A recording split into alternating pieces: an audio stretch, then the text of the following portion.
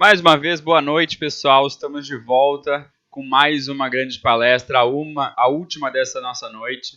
Gostaria de agradecer a todos vocês que maratonaram com a gente, desde a Ju lá às 5h30 com o Rangel e agora com o Li.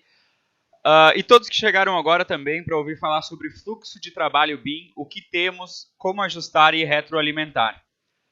Queria lembrar vocês que a gente tem a venda do nosso acesso ouro até o domingo, apenas até o domingo. A gente disponibiliza todas as palestras, todas as que passaram, a do Li agora, todas que vão vir, tá? E basta acessar www.bimexperts.com.br/5SBE-ouro, ok? Tem uma série de bônus, vocês podem conferir lá. E lembre-se, fica até domingo essa oferta, ok? Quem vai falar então sobre o tema fluxo de trabalho BIM é o nosso Li Chong-Li, doutor e mestre em estruturas e construção civil pela UNB, especialista pela Zigurá no International Master BIM Manager Infraestruturas, atua principalmente em soluções inteligentes em projetos, implantação e operação BIM. É professor titular da Escola de Engenharia da Universidade Católica de Brasília, a UCB, e recentemente integra o corpo docente da Zigurá. Também é analista de infraestrutura da Controladoria Geral da União, atuando como coordenador de gestão de engenharia e arquitetura, gerindo ativos em todas as capitais. Li, seja bem-vindo. Olá, olá. Primeiramente, muito obrigado pelo convite. E a partir de agora, vamos falar um pouquinho sobre a questão dos fluxogramas, como é o nosso dia a dia e o que nós temos hoje, como que deve ser processado e o que nós temos para retroalimentar. Então, primeiramente, eu vou compartilhar minha tela aqui.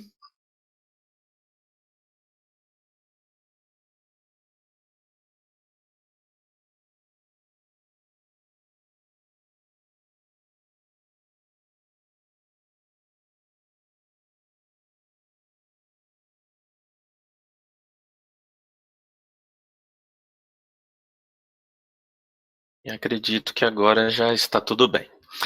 Bom, primeiramente, fluxo de trabalho BIM, o que temos, como ajustar e retroalimentar. Esse tema, para mim, ele é muito caro, ele é muito legal, porque é a partir dele que a gente começa a se estruturar e é mais eficiente naquilo que a gente se propõe a fazer. Então, dessa forma que eu começo, além da apresentação pessoal, né, que já foi feita pelo nosso amigo, tá, a mostrar o que se tem desde quando começou a falar em BIM, e quando isso se tornou uma vertente para a estratégia governamental de disseminação. Esse primeiro fluxo, que é o que nós temos hoje, ele é baseado no guia da CEBIC, da Câmara Brasileira da Indústria da Construção. Então, ele segue um padrão, tá? Esse padrão aqui de fluxo, onde a gente tem as informações de referência, ou seja, quais são os conteúdos de modelagem paramétrica a definir, o processo, que é toda essa linha que nós vamos ter aqui, além das informações ou intercâmbio de informações que a gente tem. Então, esse primeiro fluxograma, logicamente, uma coletânea de estudos feitos pela Câmara Brasileira, tá, assistida por vários colegas que a gente conhece, que participam dessas palestras gratuitas como forma de disseminação, trazem para a gente nada mais do que os passos, tá, bem definidos e sequenciais ou simultâneos de como que devem ser realizadas as tarefas. As tarefas, então, desde que você escolha qual que é o modelo em relação às disciplinas, todas elas vão ter os respectivos personagens, ou basicamente quem são os responsáveis por cada uma das disciplinas que vão estar dentro desse projeto. E é dentro desse contexto que a gente vê, no caso da construção, fora algumas exceções, em que a arquitetura ela é o início, ela é a matriz, e a partir dela nós temos aqui uma interação ou uma participação de forma simultânea, mas ela não precisa ser sincronizada. Elas são disparadas dependendo da elaboração de cada projeto e elas, inclusive, não necessitam estar no mesmo LOD, que é outra coisa que vamos falar um pouquinho mais lá na frente. E todos esses desenvolvimentos de modelos consistem em validações. Ou seja, esses modelos atendem aos requisitos. Que requisitos são eles que nós falamos? Os requisitos esses que nós falamos são aqueles relacionados as quais são as informações gráficas e não gráficas relacionadas a ele, tá? Ultrapassando, então, ou validando cada uma dessas validações, as etapas posteriores que saem de um conceito e entra para um anteprojeto e depois para um projeto básico executivo, notem que todos eles geram produtos parciais. Tá?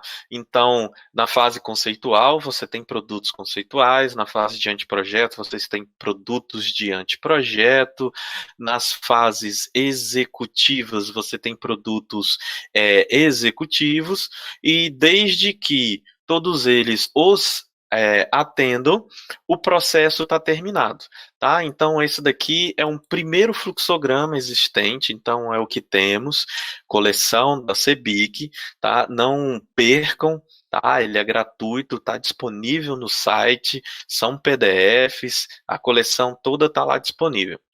O próximo é da BDI, Agência Brasileira de Desenvolvimento Industrial, tá? Inclusive com a participação de novo de outros colegas conhecidos, tá? Como o Wilton Catelani, como o Sérgio Leuzin, todos esses nomes que a gente tem visto promovendo o BIM, tá? Fazem parte então dessa maturidade. Podem ver que é uma evolução do processo.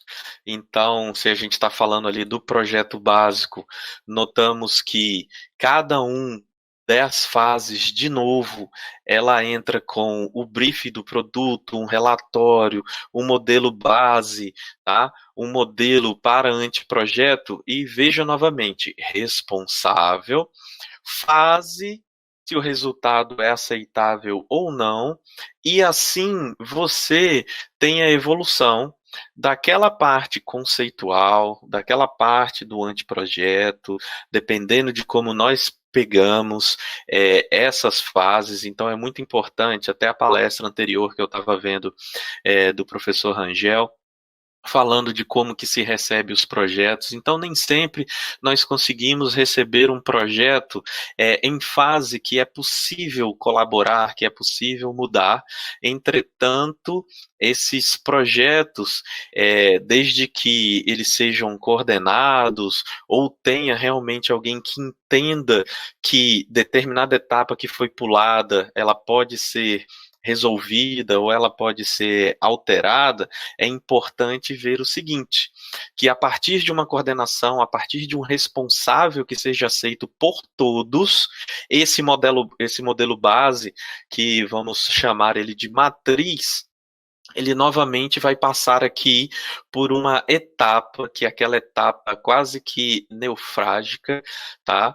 Aonde você vai ou ter não só os desenvolvimentos de projetos complementares ou essenciais não BIM, aqueles necessários para aprovação em prefeitura, para administração, para alguma entidade que quer apenas um croquis, que é apenas uma informação gráfica, e tem aqueles que são em BIM, que serve para não só o aproveitamento das informações, mas para que a modelagem ela ganhe em nível de desenvolvimento e nível de detalhamento. Tendo essa coordenação, chega-se à compatibilização e à otimização, e você tem outros produtos relacionados para cada etapa. Ao final, então, dessa aprovação, tá, dessa documentação dos projetistas, para a orçamentação, você segue com os modelos de anteprojeto, você segue com os desenhos técnicos, você segue com as planilhas de quantitativos, vocês seguem com relatório de análise e custo. Então, novamente, o que vocês observam desses dois fluxogramas que nós temos aqui? Que eles são etapas bem definidas, com os responsáveis e com as respectivas validações. Dessa forma, nós chamamos isso de fluxograma. Então, a partir daí, eu começo com a definição de projeto, onde você dá esse primeiro passo para planejar sua modelagem. Então, quem não está inserido dentro de um escritório que existe processo pré-definido ou está querendo definir o seu processo, é só lembrar o seguinte: todo o processo ele tem um início e o fim. Como que é o desenvolvimento dele? Vai fazendo as suas caixinhas, vai fazendo o seu desenvolvimento, vendo quais são as etapas, vai construindo metas. Métricas. São essas métricas aqui que vão fazer as respectivas diferenças. Por exemplo, quando a gente está num não BIM, o que nos interessa é receber o projeto arquitetônico, mais todas as premissas de cálculos existentes, e a gente faz a sequência da concepção para modelagem, quando possível, a escolha do sistema estrutural, a análise, cálculo e dimensionamento, aonde eu já começo a montar o meu memorial, o detalhamento, que faz parte dos entregáveis, a emissão das peças gráficas e o fim do processo. Então veja que não tem nada demais, tudo isso são as fases de desenvolvimento de um projeto, tá, estrutural, qualquer. Logicamente, dentro de cada uma dessas caixinhas, é onde você vai esmiuçar quais são os respectivos detalhes dentro da sua empresa, ou como a gente costuma brincar, entre aspas, equipe, que você vai tratar o seu, é, é, o seu foco. Então, o que, que diferenciou do fluxograma anterior para esse? Diferenciou que agora eu não chamo mais de projeto de arquitetura, projeto arquitetônico, eu recebo um modelo de arquitetura. Então, com isso tem algumas premissas, que é absorver as informações inerentes da arquitetura, tá? Para o modelo preliminar, modelo de análise estrutural e até o modelo do projeto estrutural, cada um deles são partes ou produtos parciais, aonde você pode fazer parte de toda a evolução, ou você pode ter sido contratado apenas para uma parte específica disso daqui. Então, note que o que eu vou mostrar adiante é um desenvolvimento desse próprio fluxograma mapeado dentro da minha empresa e dentro do meu trabalho na Controladoria Geral da União, em que essas relações elas vão aprimorando com o tempo. O que então a gente procura sair do processo BIM, tá? Do tradicional de projeto para o processo BIM. Ao invés de se basear na documentação, maior esforço lá no projeto executivo, a gente procura o maior esforço no detalhamento. E é aonde a gente tenta não pecar por excesso. Porque cada vez que você avança ou desenvolve um modelo, a sua intenção é colocar todas as informações disponíveis, porque você já está pensando à frente. E aí, muitas vezes, a gente acaba se comprometendo com essas informações por causa da ferramenta que a gente está utilizando. Por que eu falo por causa da ferramenta? Porque quando a gente trata de BIM, a gente está lidando com um trinômio, está lidando com 3 pilares, que é processos, que são a tecnologia e que são as políticas, na verdade, as pessoas.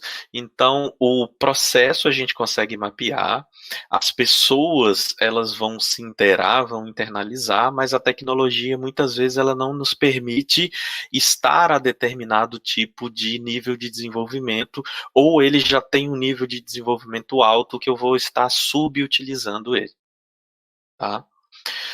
Só esclarecendo, nivelando todo mundo, o LOD que eu falo é o acrônimo do Level of Development, e ela está todas em letras maiúsculas, que seria a junção do nível de detalhamento, o Level of Detail, e o Level of Information, que é o LOI.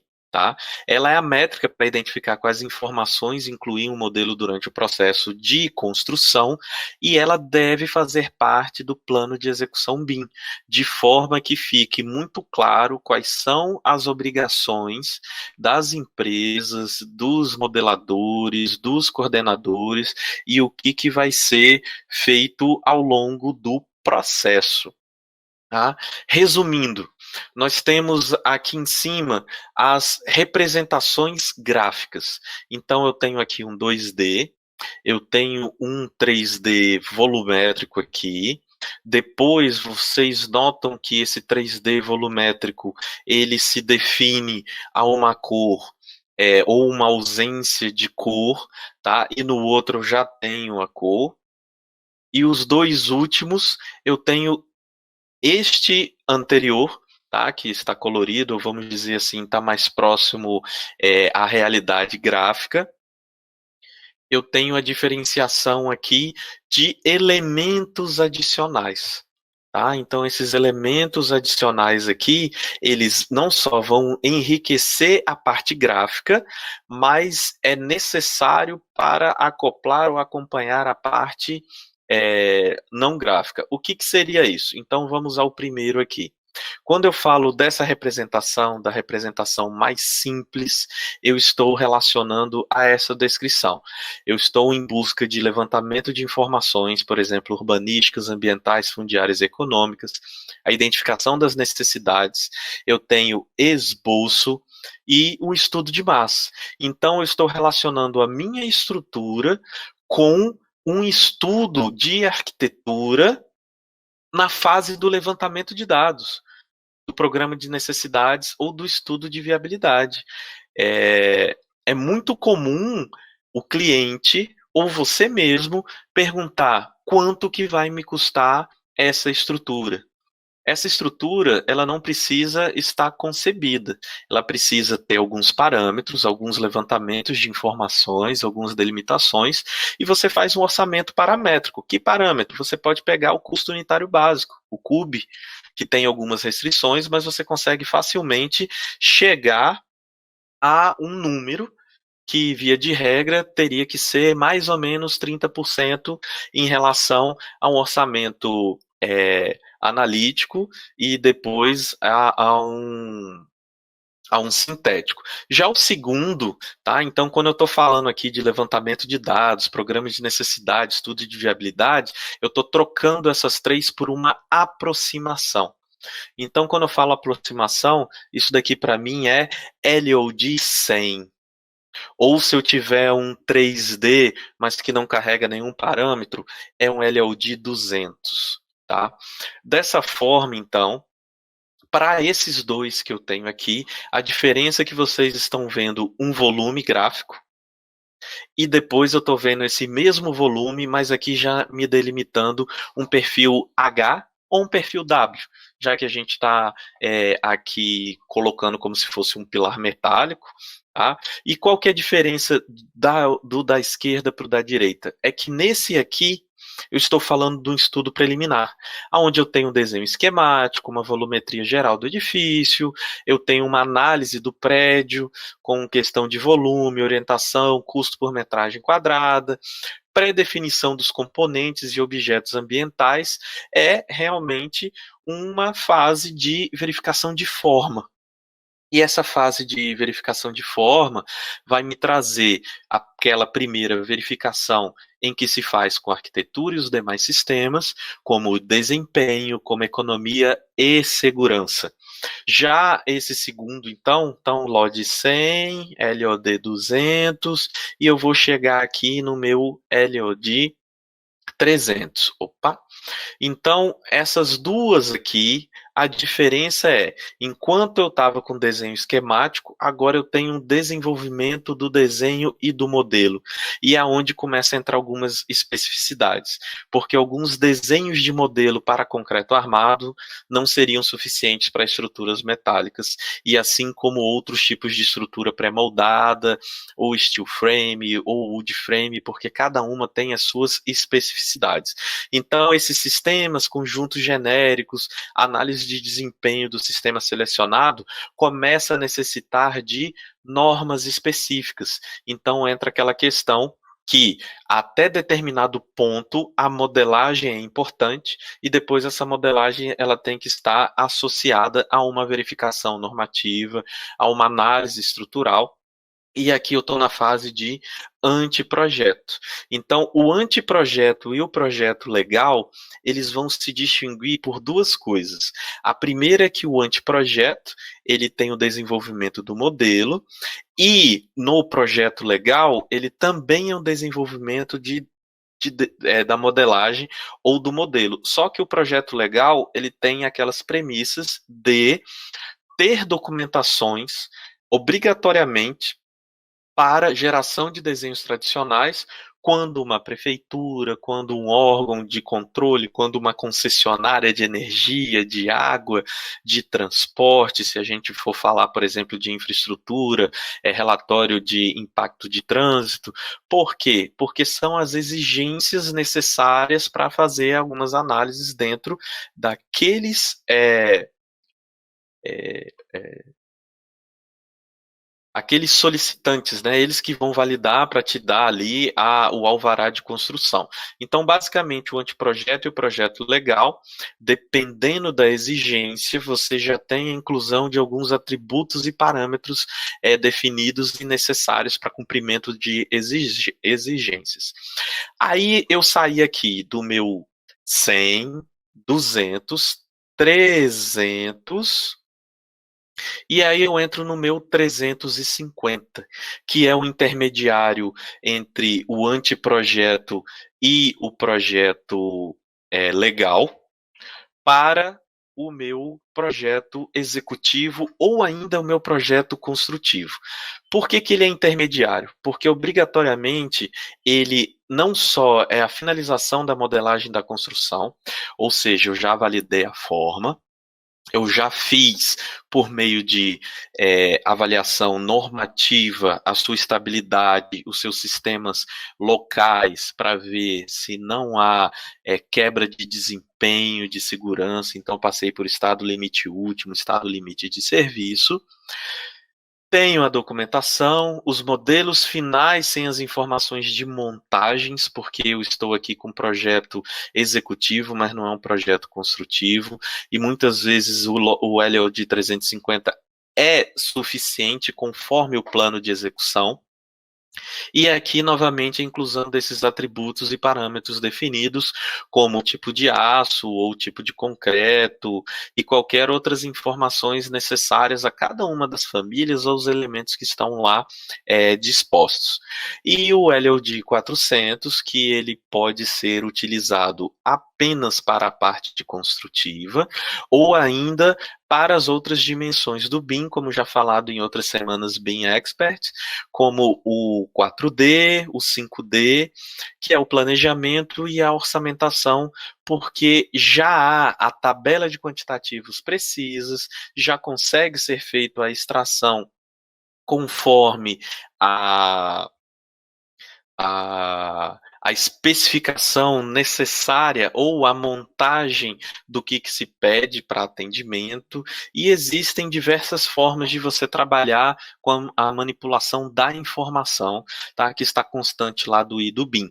E, logicamente, ontem muito bem apresentado pelo nosso amigo Rui Rauli, tá, as representações virtuais dos elementos propostos adequados para construção, fabricação e montagem, e o nosso amigo Dionísio está preparando amanhã um show na finalização da semana BIM Expert. Então, com isso daqui, nós vamos desde o LOD 100 ao LOD 400, e o último, tá, que eu ainda tenho esperança de ver, tá, dentro desses nossos conceitos, que é a conclusão da execução da obra, o projeto, o registro dos projetos e documentação como foi construído, com todos os detalhes necessários para a reprodução da estrutura, tá? Esse modelo que evoluiu, que foi desenvolvido, permitir ser reajustado, tá? E também conter os parâmetros e atributos ao tempo de execução, instalação e montagem que vão servir para o comissionamento dessa estrutura e posteriormente, caso tenha sido pensado nisso, lembrando que se isso foi projetado para o BIM 6D, para a gestão de facilities, vai ser muito bem-vindo com todos esses parâmetros para comparar as datas para as respectivas intervenções. Então, LOD 500, pós entrega de projeto, ou vai para licitação, se for órgão público, ou contratação da obra, se for iniciativa privada, ou então apenas para documentação e obra concluída. Tá? Esse é um grande resumo do que seria um LOD para estruturas. Dessa forma, com essa definição do projeto e com a evolução desse entendimento do que é o LOD, eu fiz isso. Um novo fluxograma, aonde agora é exposto o início e o fim, mas organizando o processo com a linguagem do desenvolvimento gráfico e não gráfico. Então, esse desenvolvimento gráfico e não gráfico, tá? Ele é necessário em cada uma das etapas que vocês vão lembrar o que eu acabei de conversar aqui. A partir, então, do modelo de arquitetura, que está disponível a todos. Então, lembrando os dois primeiros fluxogramas, tanto da ABDI quanto do CEBIC, em que é necessário uma coordenação, em que é necessário um armazenamento desses dados para serem utilizados simultaneamente. Tá? O repositório tem esse papel importante para a coordenação ou para a verificação. Então, a partir do modelo de arquitetura que nós vamos chamar de matriz, ele pode vir de três formas. Ou ele vem de um modelo não paramétrico, se a gente assim pode chamar de modelo. Ele vai ser um CAD, 2D ou 3D. Ou ele é um arquivo proprietário, ou ele vai ser um arquivo neutro. A partir desses três dados, cada um tem uma maneira de tratar. Então, essa caixinha matriz aqui, basicamente, vai ter aí uma especificidade para cada um. E exatamente quando eu recebo essas três características, eu vou escolher quem que é o meu sistema operacional. Então, concordando com os grandes especialistas em estruturas, o sistema operacional seria aquele aonde a arquitetura nasceu. Vou começar com CAD? Não. Você vai começar com Revit ou você vai começar com ArchiCAD ou qualquer outro dentro da tecnologia BIM, tá? A partir disso, é necessário fazer aquela aproximação, seja ela em 2D, seja ela em 3D, para que a primeira validação, que é a da forma, seja realizada. Posteriormente, entra no software especialista, a validação global, depois o detalhamento, validação local, os entregáveis, a validação projetual e finaliza. Então, observem o quanto de informação você tem aqui relacionado à parte gráfica e não gráfica. Olha só. Começamos com a modelagem, então a partir do recebimento da matriz. Então, nesse ponto, a preocupação é como viabilizar os elementos estruturais dispostos no modelo arquitetônico para você reproduzir o modelo físico. Tá? Então, o SOBIM aqui está relacionado lá à nossa aproximação, o LOD 100 e o 200. E a partir do momento que a modelagem, o lançamento dos elementos básicos estão lá, faz-se a validação da forma. O que eu procuro, então, para validar a forma? Primeiro, se o sistema estrutural está adequado. Se o sistema estrutural está adequado, seja ela por meio de cabos, treliças, seções, superfícies, ou um modelo necessariamente reticulado, formados por barras, tá? todos eles atuam com não só a ação da gravidade, mas com os esforços, tá, externos a ele, e esses esforços eles são transitados ao longo de toda a estrutura. Então, cada uma delas vai mostrar um comportamento um pouquinho diferenciado, mas que os sistemas hoje eles já são maduros o suficiente para representar isso. Tá? Aqui eu salto desses modelozinhos só para abrir um briefing aqui a partir do momento lá da matriz. Quando a gente fala de um 2D e um 3D não paramétrico, eu tenho só elemento gráfico. Quando eu falo de um arquivo proprietário, como um Revit, como um ArchiCAD, ele já tem ali todos os parâmetros necessários para você trabalhar dentro do próprio software e você não precisa se preocupar com algumas parametrias que dependem de validação. Então, toda vida que você for trabalhar com IFC, é só lembrar que para você, por exemplo, representar um único pilar, você precisa de 8 parâmetros ou 8 definições em que cada uma tem linhas de códigos que representam este elemento e que são traduzidos e retraduzidos pelos respectivos softwares. Então, um ArchiCAD, um Revit, um próprio TQS, um próprio Eberic, lê em IFC por meio dos seus tradutores internos. E cada um deles seguem, mesmo que sejam os parâmetros da Building Smart, se esses parâmetros não estiverem corretamente alocados, existe a perda da informação. Então, voltando, essa perda da informação pode nos oferecer um grande problema de interoperabilidade, principalmente dos sistemas estruturais, tá? Por que que eu falo isso? Porque o sistema operacional, que é um Revit, que é um ArchiCAD, que é um EcoSim, ele possui a parte do que a gente chama de modelo físico, que é a mesa, que é a cadeira, que é o pilar, que é a viga, que é a laje, que a gente vê como ele é real, tá? Ele muitas vezes não é simplificado, ou seja, ele não é um modelo analítico, apesar do Revit fazer essa tradução, tá, para ele. E os softwares especialistas, na verdade, eles só entendem um modelo analítico e tem essa extrusão, ele tem a representação desse modelo físico para a gente comparar, logicamente, o que a gente está vendo. Então, a partir do momento que você aumenta o nível gráfico e aumenta o nível não gráfico, que já é você acrescentar as informações de rigidezes, de elasticidade, do tipo de material, e etc., você acabou de ganhar em nível de desenvolvimento. E é quase que não poder dar um passo atrás. Tá? Por quê? Porque se a forma ela já foi validada, qualquer alteração aqui retorna o passo. Então, conforme a maturidade ela vai crescendo, o retorno ele vai sendo diminuído. Tá? E o que eu falo da validação global? A validação global, em miúdos, é a estrutura cai ou não. Se a estrutura cair ou não, o que interessa para a gente é isso daqui. O comportamento da minha estrutura, ela é fixa, ou seja, ela não tem deslocamentos laterais nodais, ou ela tem deslocamentos laterais nodais.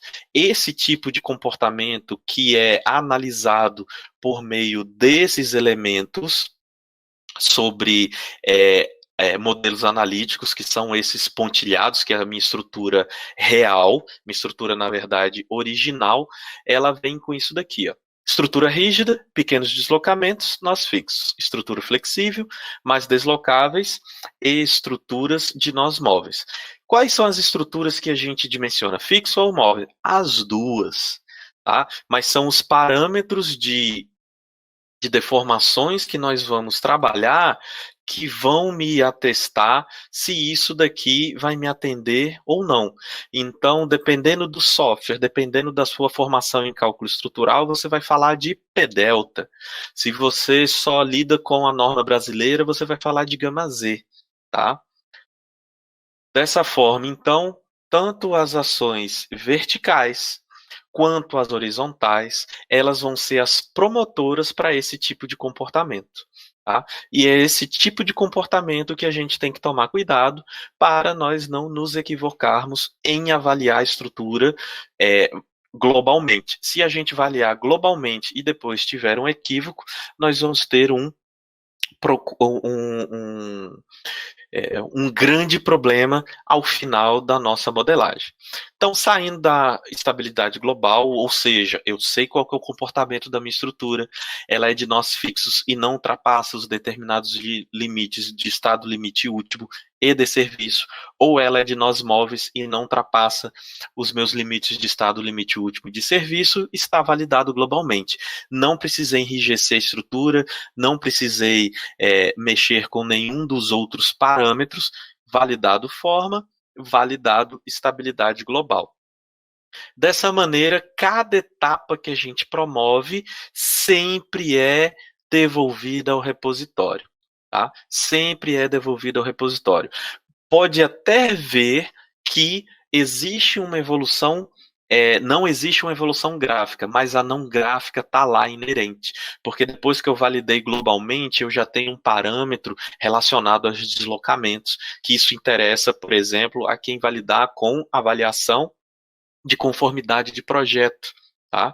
E dessa forma, a partir do momento em que eu começo agora a analisar ponto a ponto uma laje, uma viga, um pilar e qualquer outro tipo de estrutura que eu sei que globalmente ela não vai cair, mas localmente ela pode estar mal condicionada, ela pode estar recebendo muito carregamento, ela pode estar desproporcional.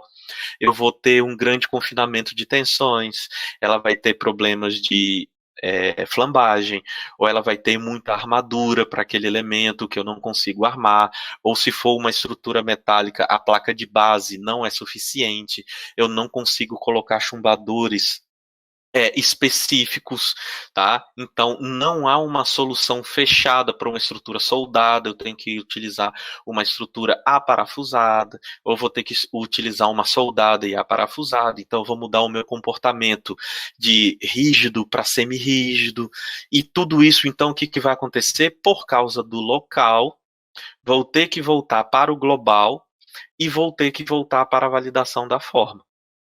E com isso retorna o ciclo, mas é no ciclo do LOD 350. Tá? Então aqui o que eu estou procurando? Ó, eu estou buscando isso daqui, que isso não aconteça. Um exemplo de um pilar, tá? Um cisalhamento, uma flambagem, uma ruptura, uma torção, uma vibração. Então a NBR 15575 veio com muita força desde 2011, acoplada com a 6118 e a 8800, em relação à questão de estabilidade da estrutura, de desempenho acústico, térmico, vibracional. Nós temos que lidar com massa, com rigidez. Isso trouxe algumas consistências e nos ajudam realmente a projetar estruturas com melhores desempenhos, com segurança e, logicamente, dentro da economia do que a gente pode. Aqui é um exemplo de uma análise global e local feita por fases, necessária quando você faz uma reforma, necessário de quando você quer avaliar determinados comportamentos, tá? E a partir disso você vai tirando algumas inferências, alguns estudos ou algumas suposições que muitas vezes você não conseguiu visualizar num cálculo global, mas com cálculo por fase te oferece esse tipo de comportamento, tá?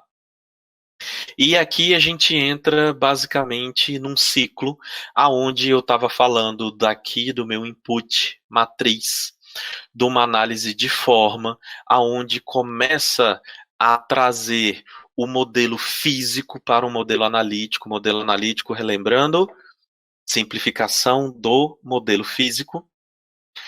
Depois, esse modelo físico com o modelo analítico, ele pode estar dentro de uma interoperabilidade, ou seja, esse modelo físico aqui que iniciou no Revit ou iniciou no ArchiCAD, ele é encaminhado para um software de análise estrutural especialista, seja ele o robô, seja ele o Eberic, seja ele o TQS. TQS robô, plugins, Eberic e FC.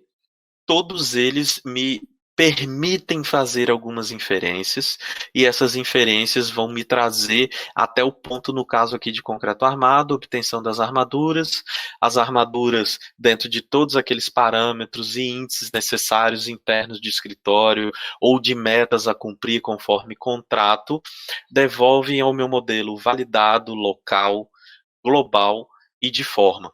E lembrando que cada um desse ciclo vem no repositório.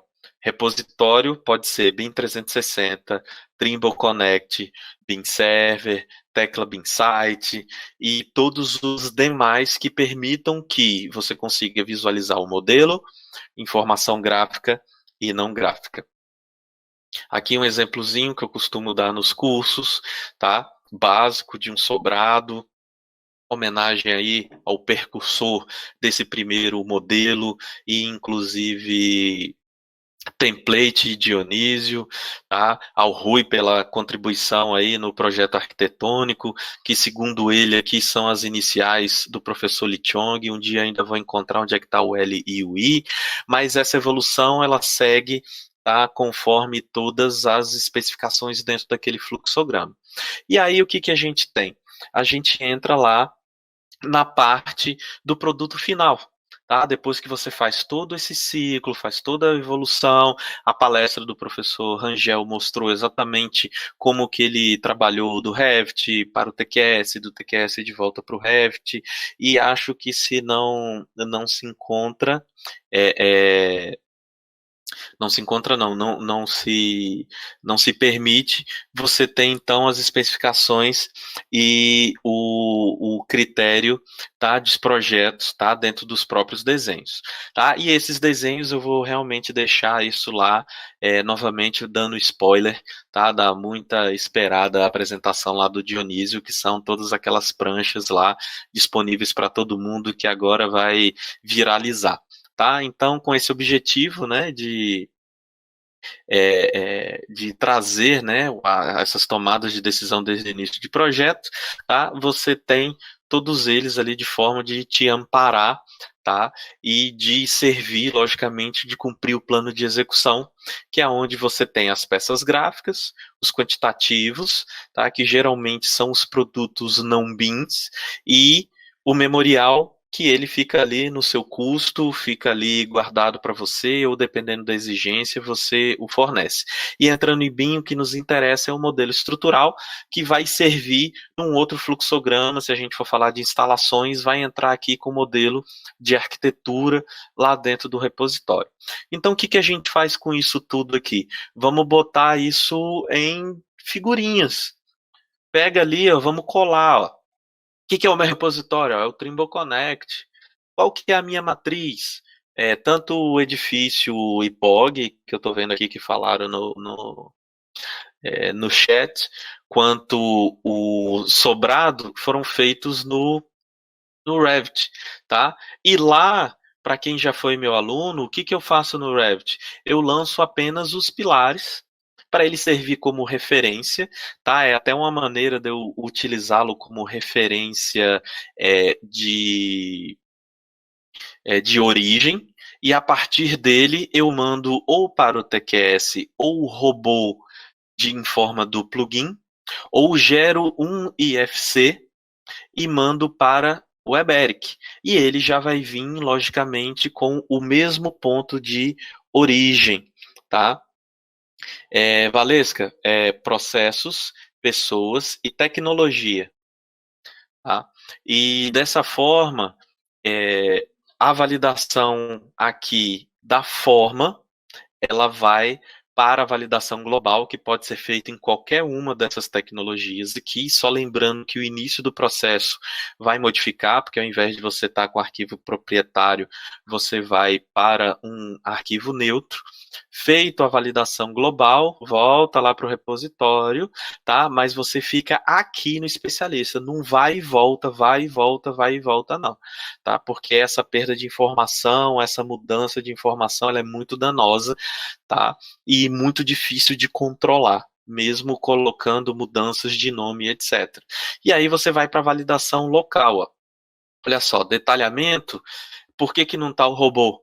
Porque o robô ele faz sketches, ele faz croquis.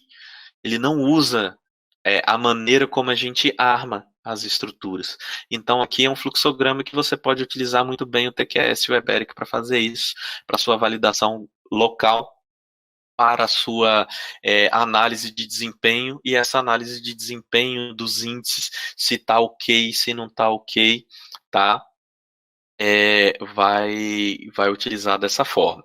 E, logicamente, se você preparou tudo para o Revit, se você preparou tudo para a finalização dele, necessariamente você não precisa modelar as armaduras, as estruturas metálicas. Lembre que no início do processo eu falei que eu só lancei os pilares aqui e todo o restante passou por esse fluxo.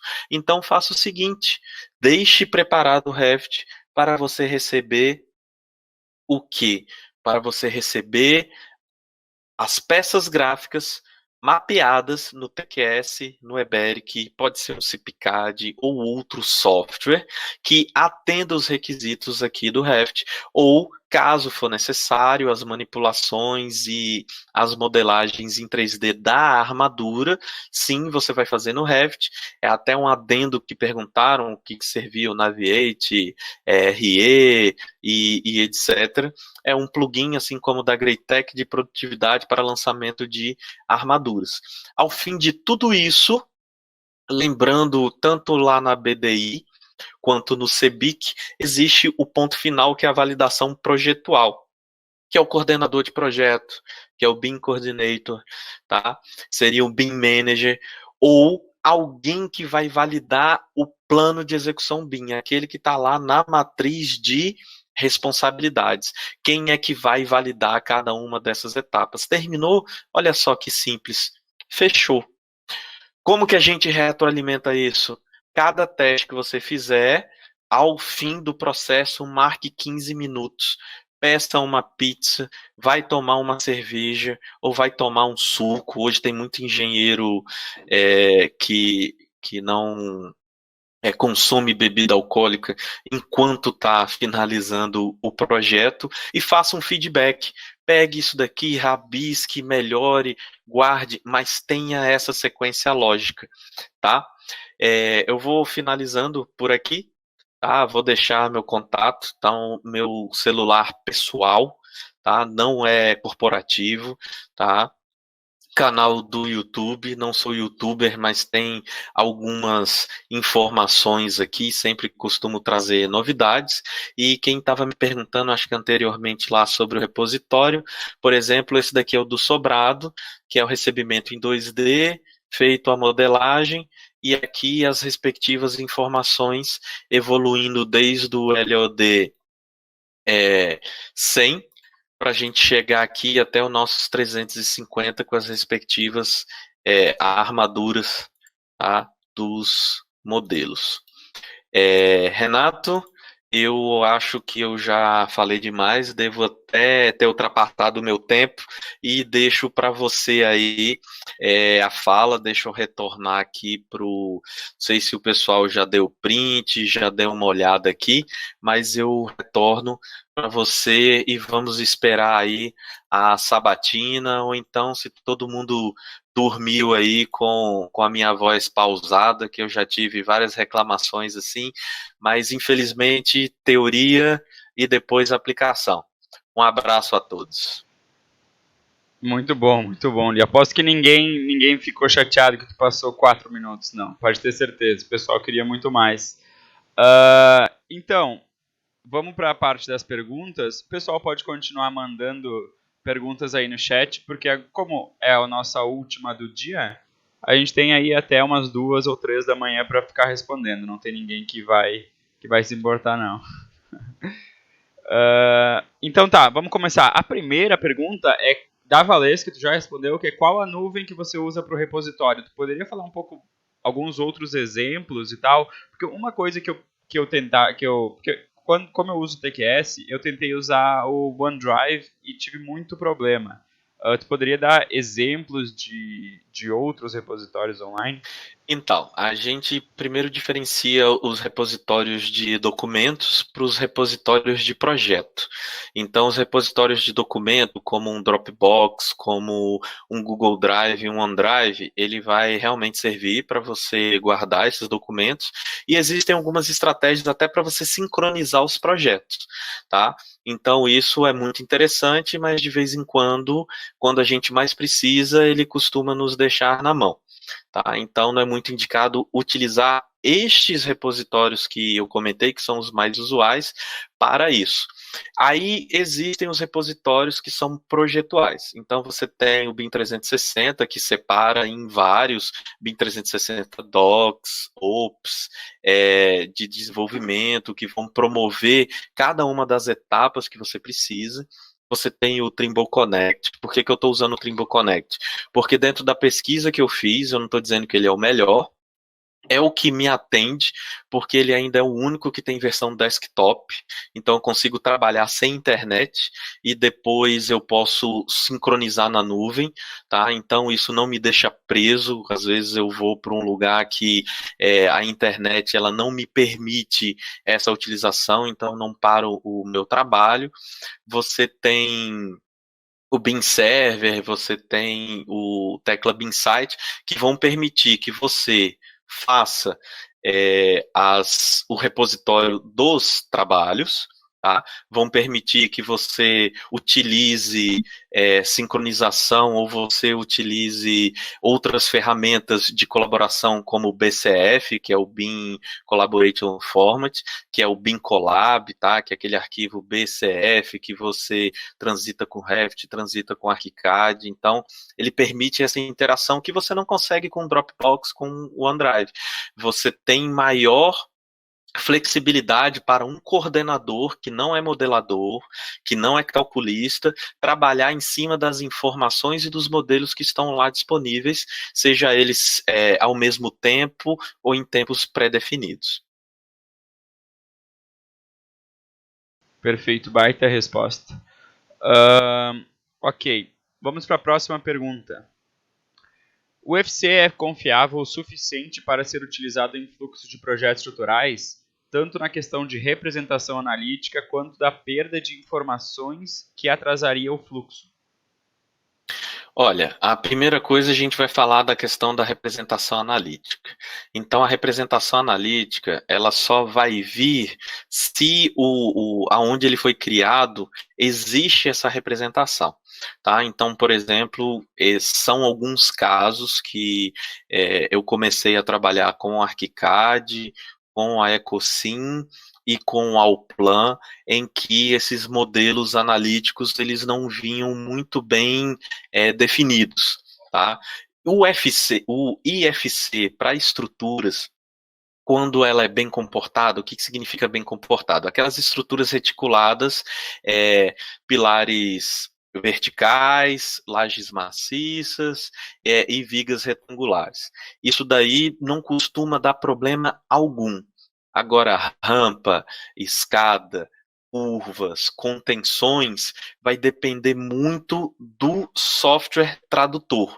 Eu já posso adiantar que, por exemplo, os testes realizados na minha versão do TQS para alguns projetos meus não foram muito interessantes, tá? Porque ao invés de você reconhecer uma contenção, era reconhecido um outro elemento. O que costuma acontecer? O IFC, desde que ele seja validado dentro do fluxograma, quais são os elementos que realmente funcionam, quais são os que não funcionam, e se é necessário, como não é uma aula de IFC, você pode ter um arquivo auxiliar que ajuda na tradução na hora de ser interpretado. Você associar família, associar algum parâmetro, incluir quando você está fazendo essa transcrição.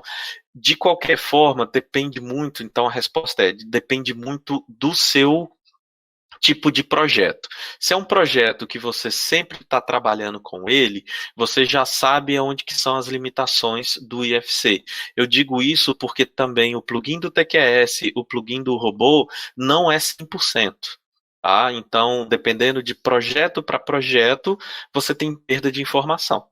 Tá? Entendi, bem explicadinho. Então tá, próxima pergunta. Terceira pergunta. Quais, na sua visão, são as principais diferenças entre as análises em pórticos, como EBERIC e TQS, ou análise de elementos finitos, como CIP e outros usuais usados fora do Brasil?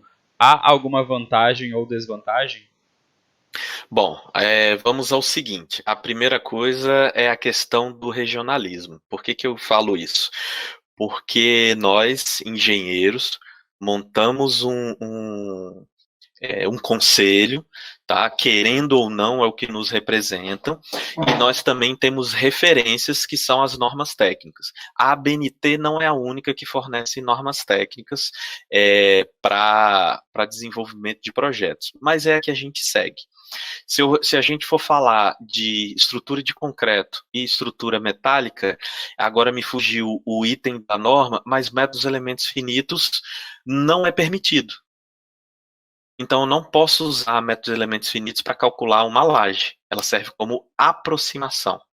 Então, via de regra, o método de elementos finitos para a conformidade da norma não está conforme. Tá? Mas ele é um excelente método para verificação.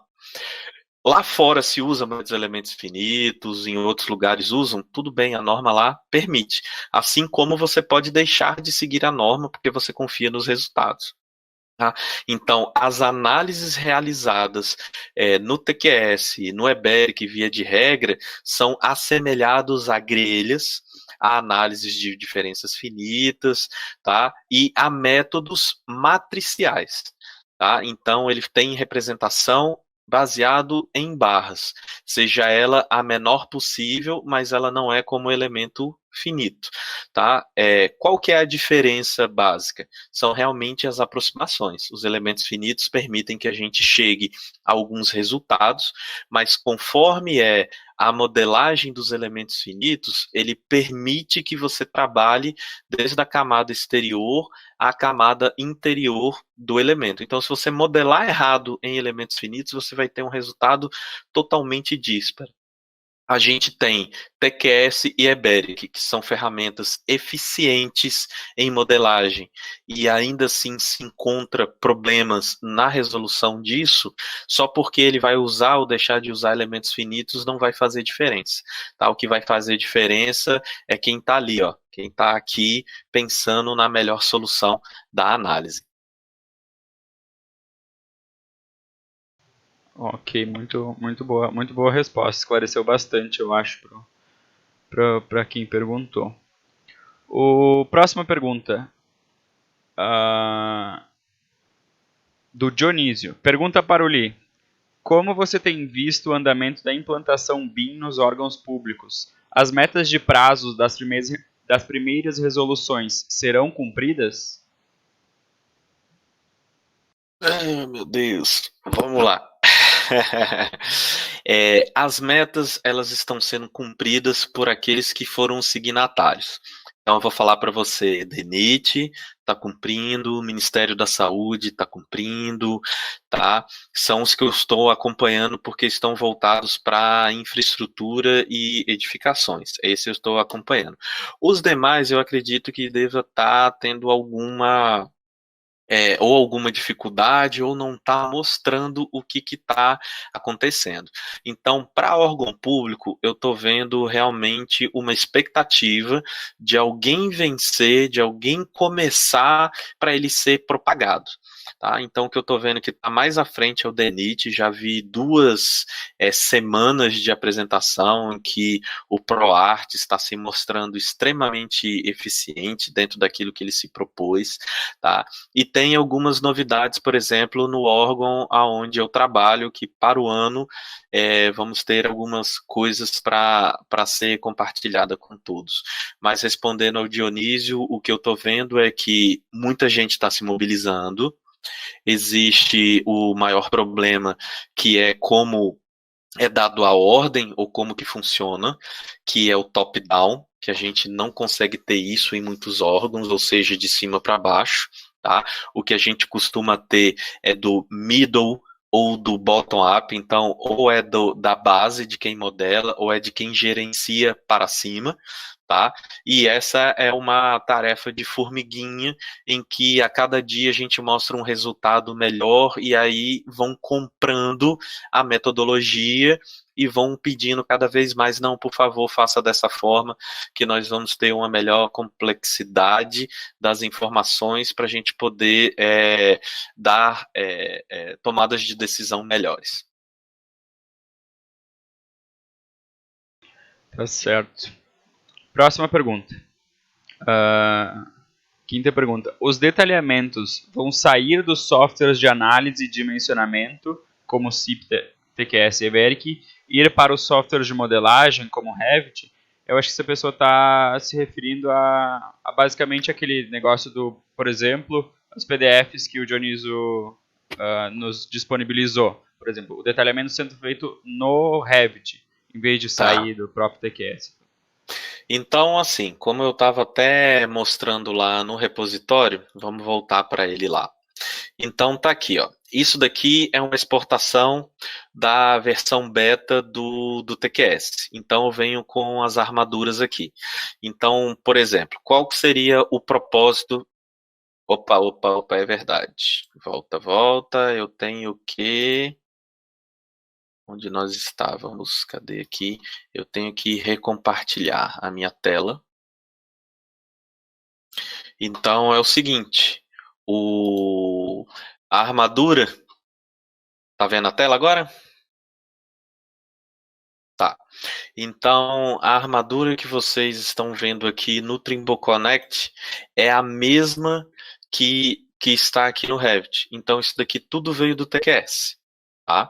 É uma versão beta, tá? Tá sendo testada, mas você pode fazer a respectiva modelagem dele aqui. Aí vem a minha pergunta: para que você quer a modelagem da armadura no modelo do Revit? A modelagem da armadura no modelo do Revit é só para ver? Se ele é só para ver, você pode manter ele no repositório. Se ele serve para quantitativo, se ele serve para um modelo de construção que vai ser aproveitado, que vai ser linkado dentro do próprio Revit, ok. Tá? A questão do software mandar armadura para outro software, tá? Tem que ser muito bem estudada da seguinte forma: as armaduras elas pesam no modelo. Tá? É a mesma coisa de você ter um template com todas as famílias que você tem no seu computador. Tá? Então imagina aí você com um arquivo que vai passar fácil de 5 GB por causa da complexidade das armaduras. Tá? Então, inclusive, ele veio do Revit veio do TQS para o Revit. Ok. Tá? Mas se, por exemplo, você não tem a ferramenta, você tem tanto lá em estrutura, tá? Isso daqui que me deixa triste, que não é vergalhão, é armadura, tá? Que você pode fazer a modelagem aqui no local, quanto você pode utilizar os plugins como um Naviate Hex, tá? Que aqui basicamente ele vai abrir um pop-up, tá? Para você gerar os respectivos parâmetros do que você quer, ferramenta gratuita, tá? Mas ela é de modelagem, ela não veio validada nem local nem globalmente, tá? E ela só vai aqui te trazer o modelo de armadura aqui para dentro. Então, se o seu objetivo é só colocar a armadura dentro do modelo, você pode fazer dessa forma. Agora, se o objetivo seu é trazer a armadura dentro do modelo para você inferir quantidade, comprimento, volume, posição, aí é um outro propósito, tá? Então, eu não me preocuparia a evolução dos softwares de trazer armadura para dentro do Revit, para dentro do ArchiCAD ou para os demais, a não ser que o propósito seja evoluir aquele outro modelo, só para ele ficar bonitinho assim, cara, fica muito pesado, muito pesado. Utiliza um repositório para visualizar. Isso daqui você faz no celular. Você abre isso daqui no celular. No celular você consegue fazer isso daqui. No celular você deixa o modelo preparado para mostrar ali na obra, fazer uma como é que se diz, uma inferência, ou você, se quiser apontar para alguém, olha, isso daqui não tá legal, por favor, olha exatamente essas duas barras vermelhas aqui. Ah, você não vai ter essa mobilidade. Aqui, ó, por favor, repare essas duas barras vermelhas. Eu fui fazer lá a minha conferência no local, faltou essas duas barras. Ah, você vai lá, pode documentar. Então, como eu falei, o repositório, você vai lá, documenta, está aqui documentado. Você pode salvar como, você tira uma foto ali, grava um arquivozinho, tá? Então, o propósito da armadura no modelo de arquitetura, no modelo de estrutura, tem que ter um propósito. É a mesma coisa de parafuso, porca. Quanto mais informação gráfica no modelo, tá? Menos utilidade vai ter para você, se não for para campo, se não for para fabricação. Deixa eu voltar aqui, parar de compartilhar. É isso. Não, eu concordo. Eu acho também que essa questão de se tu quiser exportar a armadura, então tá, tanto o TQS quanto o EBERIC vão trazer essa funcionalidade, mas tanto como a questão do BEP quanto a questão do BIM, antes de tu aplicar isso e botar em prática, tu tem que ter em mente quais são os usos que tu vai ter. Porque que nem tu falou, não adianta exportar para ficar bonitinho, não adianta, porque os softwares que a gente tem hoje em dia já fazem um belo trabalho de detalhamento. Então, Sim. não faria muito sentido, eu quero fazer exatamente o que o TQS faz ou o que o EBERIC faz dentro do Revit. Na minha opinião, isso não faria muito sentido. Talvez se fosse aprimorar esse detalhamento, fazer alguma coisa um pouco diferente, aí a questão é outra. Mas volta para aquela questão dos usos. Tu tem que ter um uso claro na tua mente, no teu fluxo de trabalho, o porquê dessa exportação, que nem o Lee falou, porque senão tu vai fazer os arquivos ficarem com 5 GB, em vez de tu só colocar ali no teu repositório, que tu poderia ter ele com muito mais facilidade. Exato. O Daniel aqui perguntou se esse Trimble é free. Sim, o Trimble tem a versão free para um projeto com até 10 GB de armazenamento e 5 integrantes além de você, uma equipe com 6 pessoas, tá? Antigamente o BIM 360 tinha versão de testes, agora ela não tem mais, se eu não me engano. E o BIM Server, eu acho que ainda ele é free. Acho que ele ainda é gratuito, tá?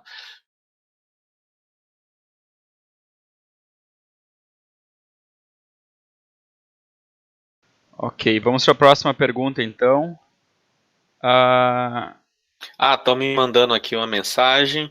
Por eu estar aqui em Natal e, logicamente, a todos os outros locais, mas eu gostaria de mandar um abraço para todo mundo, mas principalmente aqui para Natal, onde eu estou hoje, e também para os que vão passar o final de semana comigo, com a turma que vai passar aqui um grande final de semana, tá? Para a gente ver isso, e um beijo a todos, tá? Daqui de Natal, que é onde eu me formei, né? Basicamente, tá? Eu formei em 2002 aqui na UFRN. Tá? Bacana, abraço para Natal então. Vamos para a próxima pergunta. A pergunta é: a Juliana mostrou mais cedo essa questão dos fluxos no BEP e a organização do BIM em um projeto como um todo. A pergunta é: você, nos seus exemplos, mostrou como que um escritório organizaria o seu fluxo dentro daquele fluxo maior que ela mostrou? Sim, sim. E inclusive dentro do fluxo que eu mostrei para você, cada uma daquelas caixinhas podem abrir um outro fluxo. O próprio da matriz já é um. Porque dependendo de como você interage com determinados participantes, você só vai ter um recebimento de um 2D ou um 3D. Aí você tem um fluxograma de como receber e como deixar ele pronto. Se você receber um arquivo proprietário do tipo PLN ou do tipo RVT, como que você vai tratar? Ou então, se você vai receber um IFC, como que você deve tratar isso? É um IFC 1, é um IFC 2, 3, como que ele foi traduzido? Porque isso é um outro problema também. A gente tem algumas traduções, semana passada eu recebi um IFC e ele foi traduzido sem os níveis. Então, para mim, é a mesma coisa que um 3D, já que eu não pego nem informação do nível, não me serve. tá? Perfeito, entendido. Próxima pergunta, então, do Alexandre. Em um fluxo de trabalho BIM multidisciplinar, em qual etapa do projeto de arquitetura deve-se iniciar os projetos complementares e estrutural para evitar grandes retrabalhos? Desde o início. Então, pensou na arquitetura, delimitou ela fisicamente, como eu falei. Eu vou construir uma casa. Sei que ela vai estar ali no terreno a partir de um retângulo de 10 por 10, 10 por 20. Você já pode delimitar alguns elementos estruturais ali. Você já pode a partir do momento daquele sketch, daquele croquis que o arquiteto fez, você consegue fazer isso. Por que que eu falo isso? Ó? Aqui eu tô com uma ferramenta que é o Trimble Connect, tá? Opa. Na verdade eu não estou nem falando dele, eu estou falando, você está com a ferramenta que é o Trimble Connect. Então ele é um ambiente de repositório que permite que você visualize e suba dados. Ele não é sincronizado. Então, o que que acontece? Você pode subir o seu primeiro sketch. Olha, eu pensei aqui com o cliente que essa casa ela tem 10 por 20 e aqui vai estar o quarto, aqui vai estar a cozinha, aqui vai estar tal coisa. Se o seu escritório possui a expertise de todas as disciplinas, você não precisa esperar terminar a primeira, você já pode ir contribuindo e nascendo junto. Agora, se o seu escritório ele só é expertise em arquitetura e você tem um parceiro em estrutura, converse com ele, vê se o projeto vai ser feito todo completamente em BIM, porque pode acontecer de não ser feito em BIM, você pode ter uma arquitetura em BIM, e vir os outros projetos não complementares, vou corrigir o amigo, são os essenciais. Sem os projetos essenciais não existe arquitetura. Tá? Eles podem não estar em BIM.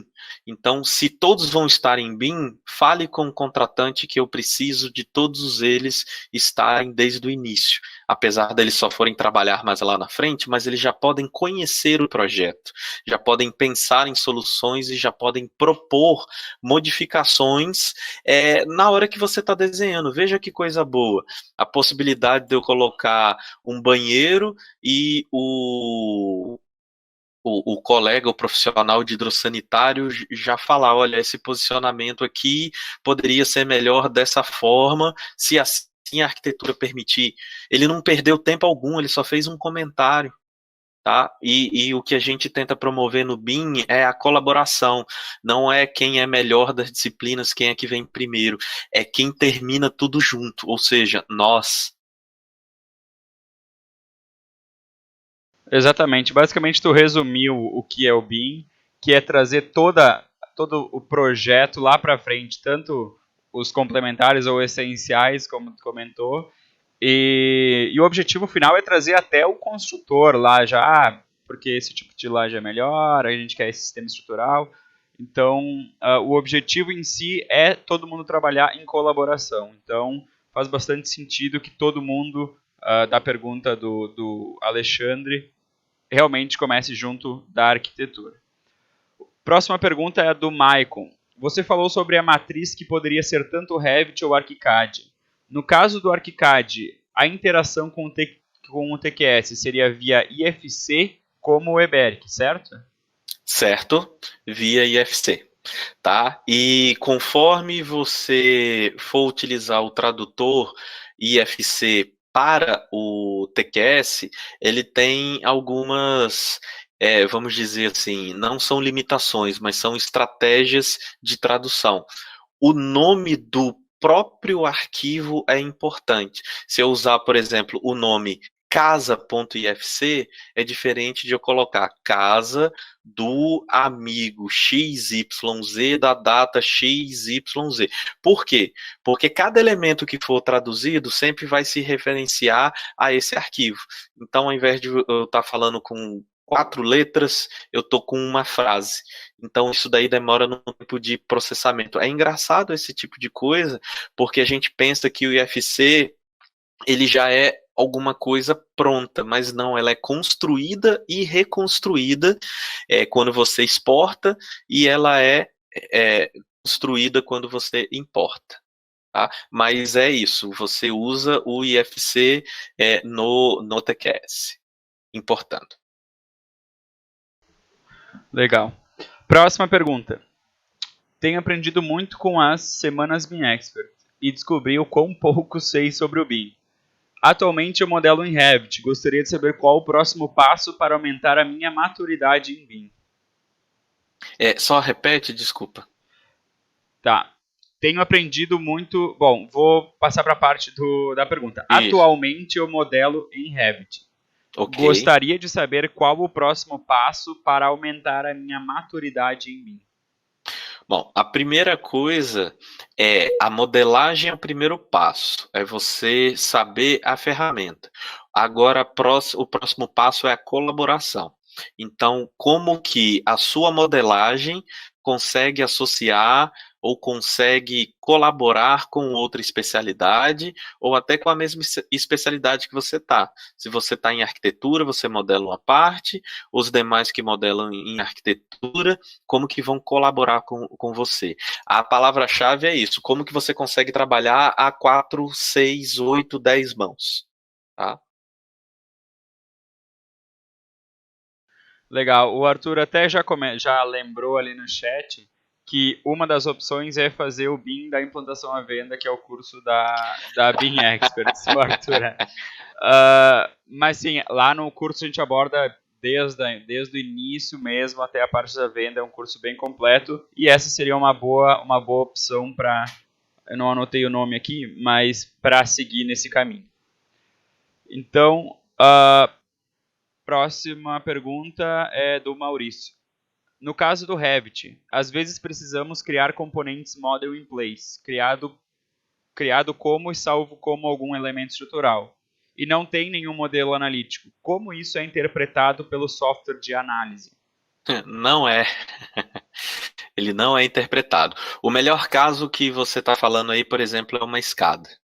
Então, a escada você faz um model in place e ele não tem o modelo analítico nele. Então, o que costuma acontecer? Você só faz as respectivas exportações ou interoperabilidade dos elementos integrais e a gente chama os complementares de escadas e outros elementos, às vezes alguns detalhes de marquise, tá? Como os elementos acessórios. Ou seja, você modela ele fora e depois ele vai vir como um modelo analítico, só modelo analítico, ele não vai vir um modelo físico para ele. Então, isso é uma coisa que não está resolvida no Revit, tá? Então, nem busque fazer isso manualmente. Agora, se você utilizar um Dynamo para modelar uma escada, usar um Dynamo para modelar uma curva, vai vir um modelo analítico tanto em barra quanto em placa. Isso é testado já com o Ricardo. Legal. Próxima pergunta, então, é do Maicon. Como entra a parte de verificação de conflitos entre as disciplinas nesse fluxograma, no repositório? Eu acho que ele quer dizer no Trimble Connect em si. Tá. Então, novamente, o Trimble Connect, ele permite que você trabalhe com verificação de interferência, assim como é um Navisworks, assim como é um Solibre, só que ele é bem limitado. Entretanto, ele permite que você gere um arquivo BCF. Então, você pode utilizar o BIMCollab para fazer esse gerenciamento de detecção de interferências, tá? Para troca, né, de informação, mas na verdade ele não foi feito para isso. Tá? Ele foi feito para ser um repositório visual, tá? E assim, deixa eu compartilhar a tela aqui só para mostrar essa funcionalidade dele. Eu nem vou rodar porque ele vai ser um absurdo de demora para ele fazer isso. Vamos ver se a tela já apareceu aqui. Tá, então aqui do lado direito, ó, além de criação de tarefas, de vistas, ele tem a checagem de interferências. Cadê? Então eu posso criar grupos de interferências por objeto. Tá? Deixa eu criar uma aqui, ó. Deixa eu dar uma aumentada.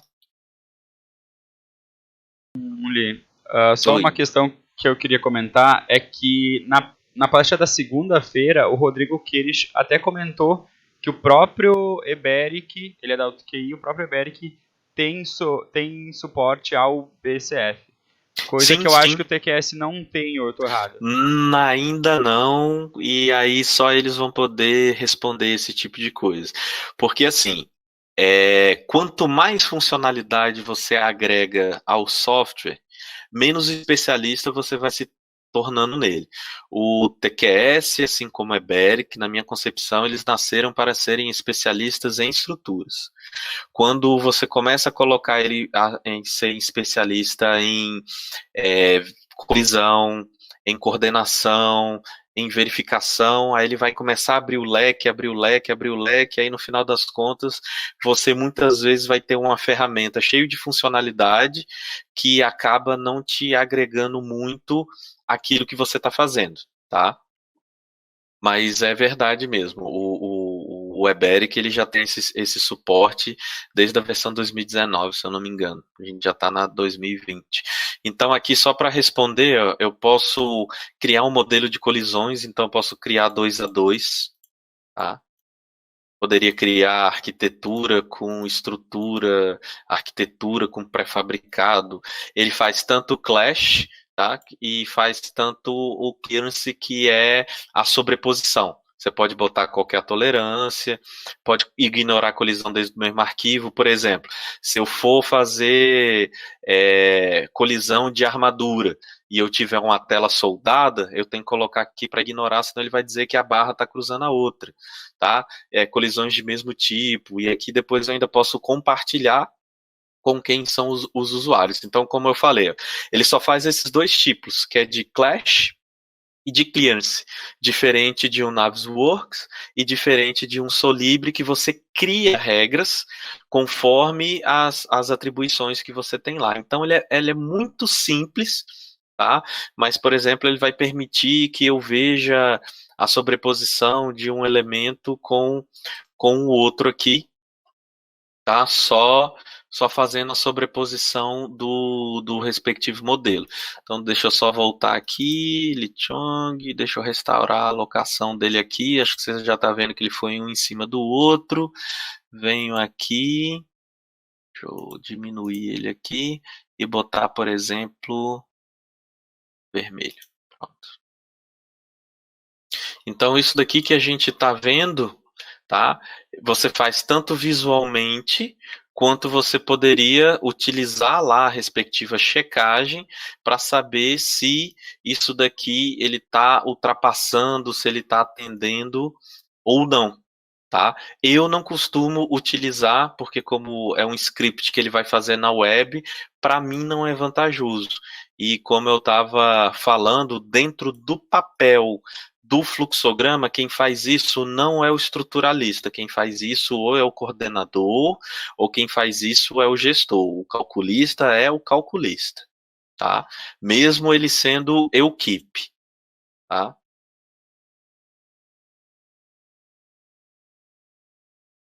Entendi, perfeito. Você comentou que o Navisworks cria regras também. Eu conheço só as regras do Solibri. Já usei o Solibri. Não, mas ele tem regrazinhas lá também. Ah, Você faz perfeito. a filtragem também. Uhum. Então tá, vamos para as últimas perguntas. Uma clara. Opa! Tá. O Maicon aqui, eu só vi, ele queria saber onde entra o fluxograma, essa verificação. A verificação você faz em todas as etapas, forma e a última validação lá do projeto. Maicon. Então tá respondido, Michael. Se ficou mais alguma dúvida, pode botar ali. Pergunta clássica que não podia faltar. Afinal de contas, conseguimos usar o robô com a NBR tanto para análise e dimensionamento quanto para detalhamento? Sim, só que vai depender única e exclusivamente de você. Tá? Todos os resultados do robô, eles são perfeitamente extraídos por meio tanto de API ou por meio do próprio Excel. Você gera relatórios adaptados conforme a norma, e aí cada verificação que você faz, ou seja, você vai usar o robô, como sempre foi usado, para uma análise estrutural, vai trazer os esforços e simplesmente vai verificar item a item dentro do Excel, ou se você tiver mais habilidade, você vai gerar um macro e pode ir para um Power BI, tá? Pode ir para outros tipos de plataforma que vão tratar de dados. Mas é só dessa forma que ele está funcionando, tá? Então, alguns têm algumas verificações pontuais. Eu tenho aí algumas poucas planilhazinhas que fazem algumas verificações, mas isso fica a critério particular de cada um, tá? Então, o robô é só para análise estrutural nesse momento. Entendi, a parte do detalhamento em si ainda não. Que ele gera detalhamentos, né, mas não de acordo com o que prescreve a nossa norma, certo? Isso. Tá, e ok. Vamos então para as duas perguntas finais, que são as perguntas da Bean Experts, que é, primeiro, um conselho para o pessoal que está iniciando a sua caminhada profissional, e segundo, um conselho que tu daria para ti mesmo quando tu começou, se tu pudesse voltar no tempo e te sinalizar um atalho ali no meio do caminho, ou alguma dica, o que que seria? Tá, a primeira dica é o seguinte: estude, tá? E se programe para continuar se capacitando. A única coisa que ninguém vai conseguir te tirar é a educação. Então, aqueles cursos de capacitação das férias, os cursos voltados, por exemplo, a uma formação específica, como o próprio Bean Expert. Opa, ganhei aí Aí um sim. bônus, tá? Esses fazem parte da sua evolução. Não pare de estudar. Só que estudar não é só olhar YouTube, Wikipedia, uma apostila. É você ter uma formação. É você procurar alguém que tenha mais maturidade e te indicar o caminho.